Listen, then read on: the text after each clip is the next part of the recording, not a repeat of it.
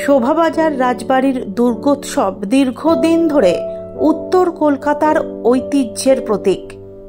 বৃহস্পতিবার বিজয়া দশমীর দিন সেই ঐতিহ্যের ধারাবাহিকতায় রাজবাড়ি প্রাঙ্গণে শুরু হয় বিসর্জন যাত্রা। তবে প্রতি বছরের মতো এবছরও চোখে পড়ল এক অনন্য দৃশ্য। দুর্গা প্রতিমাকে বিদায় জানানোর সময় আকাশে ছেড়ে দেওয়া হলো অগণিত নীল বেলুন।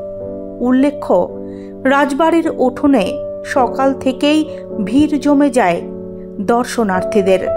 ঢাকের বাদ্য, শঙ্খধ্বনি আর উলুধ্বনির মাঝে প্রতিমার সামনে চলে সিঁদুর খেলা ও দেবীর অঞ্জলি।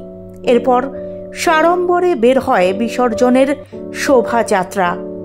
প্রতিমাকে গাড়িতে তোলার মুহূর্তে রাজপরিবারের সদস্য ও স্থানীয় বাসিন্দারা একসঙ্গে নীল বেলুন ছেড়ে দেন আকাশে।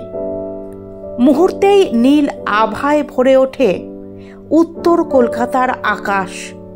রাজপরিবারের এক প্রতিনিধির কথায়, প্রকৃতির ভারসাম্য ও শান্তির বার্তা দিতেই প্রতীক হিসেবে বেছে নেওয়া হয়েছে নীল বেলুন।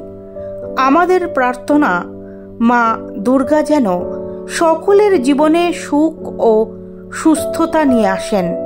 সঙ্গীত, ঢাক ও ভক্তদের উচ্ছ্বাসে ভরপুর শোভাযাত্রা গঙ্গার ঘাটে পৌঁছলে সম্পন্ন হয় প্রতিমা বিসর্জন।